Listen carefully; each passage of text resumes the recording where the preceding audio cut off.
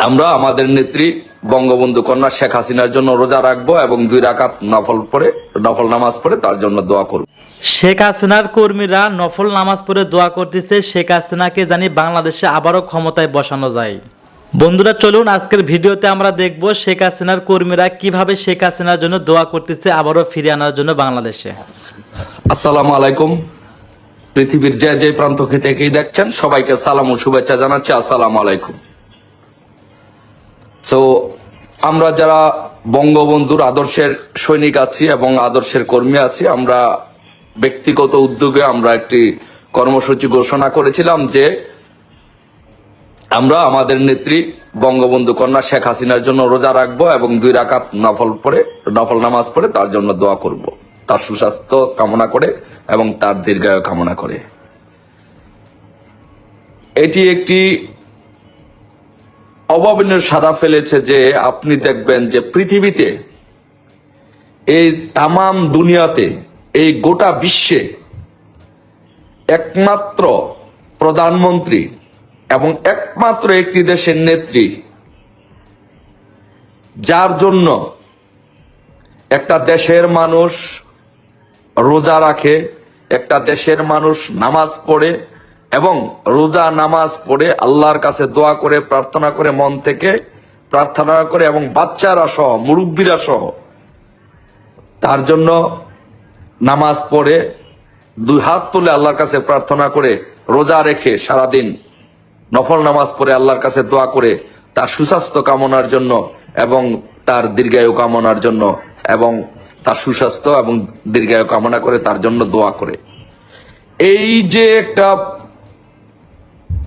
দলের নেতার প্রতি আনুগত্য, ভালোবাসা, ত্যাগ, এই বিরল এমন একটি দৃষ্টান্ত পৃথিবীর ইতিহাসে আপনি যদি খোঁজেন, মার্কিন যুক্তরাষ্ট্র সহ পৃথিবীর কোন তামাম দুনিয়ার ইতিহাসে আপনি এমন একটি ঘটনা দেখাতে পারবেন না যে যেখানে তার নেত্রীর জন্য, একটা দলের নেত্রীর জন্য, একটা দেশের প্রধানমন্ত্রীর জন্য সেই দেশের জনগণ রোজা রাখে, নামাজ পড়ে এবং দোয়া করে।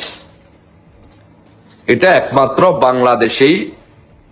বাংলাদেশের প্রধানমন্ত্রী, আওয়ামী লীগ সভানেত্রী বঙ্গবন্ধু কন্যা জননেত্রী শেখ হাসিনা জন্য বাংলাদেশের মানুষ এই কাজটি করে এবং এই কাজটি করেছে। আসসালামু আলাইকুম। দেশ এবং দেশের বাইরে যারা আছেন সবাইকে প্রীতির শুভেচ্ছা জানাচ্ছি। আজকে আমাদের একটি কর্মসূচি ছিল, আজকে 13ই ডিসেম্বর রোজ শুক্রবার। আমাদের একটি কর্মসূচি ছিল বঙ্গবন্ধু কন্যা জননেত্রী শেখ হাসিনা এবং শেখ রেহেনা আপার জন্য একটি রোজা এবং 2 রাকাত নফল নামাজ আদায় করা। সো আমি আমার মেয়েকে সাথে নিয়ে আজকে একটি রোজা রেখেছি এবং ইনশাআল্লাহ রাত্রে 2 রাকাত নফল নামাজ আদায় করব। কারণ জননেত্রী শেখ হাসিনার উপরই আমাদের আস্থা এবং ভরসা। বঙ্গবন্ধু কন্যা জননেত্রী শেখ হাসিনা উনি যেন সুস্থ থাকেন, ভালো থাকেন এবং ওনার উপর থেকে যেন সমস্ত বালা মুসিবত দূর হয়ে উনি যেন সুস্থ হয়ে আমাদের মাঝে আবার সফল রাষ্ট্রনায়ক হিসাবে আমাদের মাঝে ফিরে আসেন, আমরা সেই দোয়া করি, সেজন্য আল্লাহর কাছে প্রার্থনা করি। আমার মেয়েকে সাথে নিয়ে নামাজ পড়ব। আমার মেয়ে নেত্রীকে খুব ভালোবাসেন। আমার মেয়ে কিছু বলবে, সবসময় জয় বাংলা বলে। কিছু বলো, তোমার মনের কথা তুমি বলো।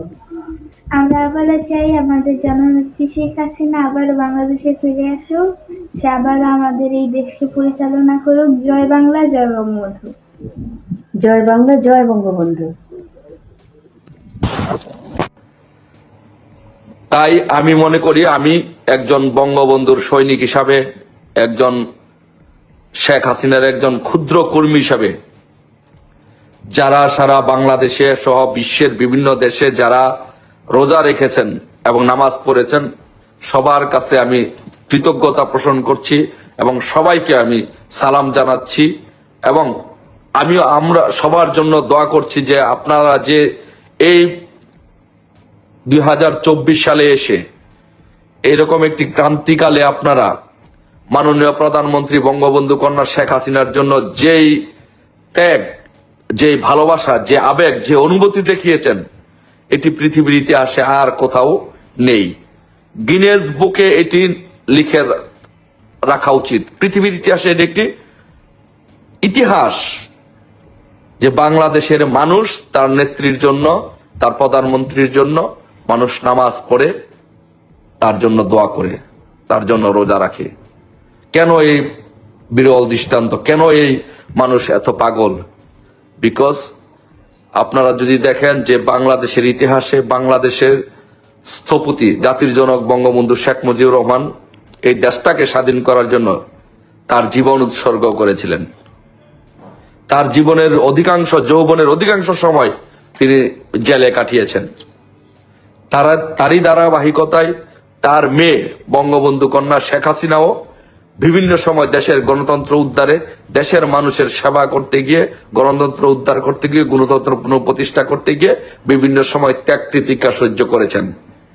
সেই তারই একটি ধারাবাহিক ফল হচ্ছে 2024 সালে একটি জঙ্গিবাদী সন্ত্রাসী গোষ্ঠী ষড়যন্ত্রের মাধ্যমে, দেশি বিদেশি ষড়যন্ত্রের মাধ্যমে আমাদের বাংলাদেশের একটি নির্বাচিত প্রধানমন্ত্রীকে উৎখাত করেছেন, প্রধানমন্ত্রীকে তার দায়িত্ব থেকে সরিয়ে দিয়েছেন। তারপরেও ষড়যন্ত্রকারীরা, সন্ত্রাসীরা দেশ ধ্বংস করেছেন, দেশের প্রধানমন্ত্রীকে সরিয়ে দিয়েছেন। কিন্তু দেশের মানুষ, আজকে দেশের মানুষ সারা বাংলাদেশে বঙ্গবন্ধু কন্যা শেখ হাসিনার জন্য রোজা রেখে, নামাজ পড়ে এটি প্রমাণ করে দিয়েছে যে বাংলাদেশের রাজনীতিতে, বাংলাদেশের উন্নয়ন এবং অগ্রগতির জন্য, বাংলাদেশের জন্য শেখ হাসিনার বিকল্প আর কেউ নেই। শেখ হাসিনার বিকল্প একমাত্র শেখ হাসিনা। তাই যারা রোজা রেখেছেন, নামাজ পড়েছেন, সবার প্রতি কৃতজ্ঞতা প্রকাশ করছি। আর যাদের কাছে এই সংবাদটুকু পৌঁছে না, অনেকের কাছে পৌঁছে না বা অনেকেই সেই সংবাদটুকু পান নাই, যেহেতু আমাদের নিউজগুলো, বাংলাদেশের নিউজ চ্যানেলগুলো একরকম জবরদখল করে, অস্ত্রের মুখে জবরদখল করে নিয়েছে এই সন্ত্রাসী বাহিনী, ইউনূসের সন্ত্রাসী বাহিনী। তাই আমাদের সংবাদগুলো প্রচার হচ্ছে না। তাই এই সংবাদটুকু প্রচার না হওয়ার কারণে যারা এই সংবাদটুকু পান নাই, যারা রোজা রাখতে চান, তারা সকলকে বলবো যে ইনশাল্লাহ আপনারা যে কোনো সময়, আগামীকালকে বলেন যে কোনো সময় আপনারা ইনশাল্লাহ রোজা রাখতে পারেন। রোজা রেখে আল্লাহর কাছে নামাজ পড়ে দোয়া করতে পারেন আমাদের নেত্রী শেখ হাসিনার জন্য। ইনশাল্লাহ এই আদার কেটে যাবে।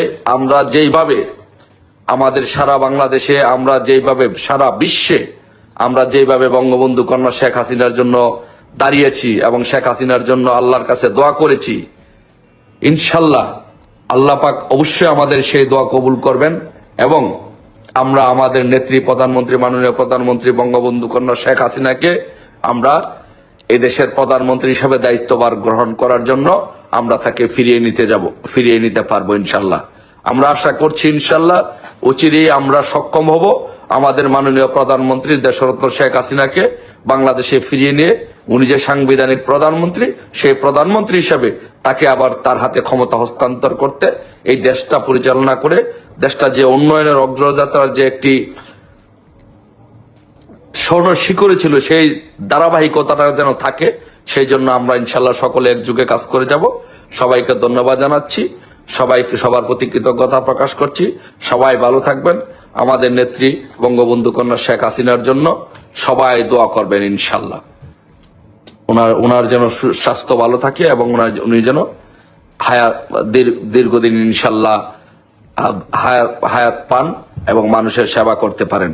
এবং আমরা একটা জিনিস বলেছি, আবারও সেটা উচ্চারণ বলছি যে আমরা আল্লাহর কাছে প্রার্থনা করি, আল্লাহর কাছে দোয়া করি, হে আল্লাহ, যদি আপনার কাছে এরকম বিধান থাকে, আপনার কাছে যদি এরকম সুযোগ থাকে যে আমাদের জীবন থেকে হায়াত নিয়ে আমরা যারা বঙ্গবন্ধু কন্যা শেখ হাসিনার সৈনিক আছি, আমাদের জীবন থেকে হায়াত নিয়ে আপনার যদি কোনো বিধান থাকে, তাহলে সেই হায়াত দিয়ে আমাদের নেত্রী, প্রাণের নেত্রী বঙ্গবন্ধু কন্যা শেখ হাসিনার হায়াত বৃদ্ধি করে দেন এবং আমাদের দেশের সেবা করার সুযোগ করে দেন।